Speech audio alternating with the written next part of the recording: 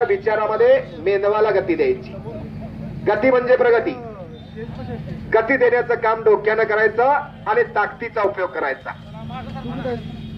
असं दोन्ही काम एकाच वेळी करायचं. आम्ही मैदानामध्ये नेहमी सांगतो की वकिलाला सांगावं लागतंय मी वकील आहे म्हणून, निदान कोट तरी घालावा लागतोय.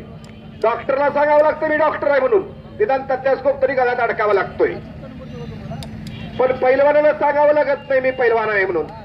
त्याचं बदलच सांगतंय, शरीरयष्टी सांगतंय. आणि कानाचं समुद्र आहेतच की, उघडी पारितोषिक दिलेली. कान बघितला की पैलवान आहे म्हणून सांगायची गरजच लागत नाही. पैलवान एक उत्तम डॉक्टर असतो. समोरच्याची मानसिकता तपासूनच त्याच्यावरती डाव करतो. चांगला वागेल तर हो, चपळ आहेच. आणि तितक्या तोलामोलाचा शिवाजी आहे. नावच बघा, शिवाजी कसं ठेवलाय वडिलांनी.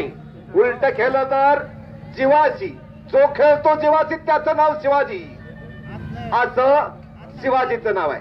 हसन पटेल वडिलांचं मार्गदर्शन, वडिलांचा कुस्ती परंपरा असं वाढवण्याचं काम हसन पटेलनं अनेक मैदानामध्ये चटकदार कुस्त्या केल्या आहेत. वय वर्ष 21.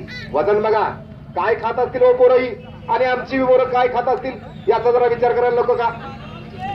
बघा जरा खारका खारी. सुंदर सुंदर सुंदर प्रेक्षणीय आपल्या डोळ्यासमोर हप्ता भरला आणि तितकंच काबीज केला आणि हसन पटेल पैलवान विजयी झाला. अभिनंदन. या ठिकाणी विजयी उपविजयी पैलवानाला बक्षीस पारितोषिक आणि त्याचबरोबर सारंग सरांना या मैदानाबद्दल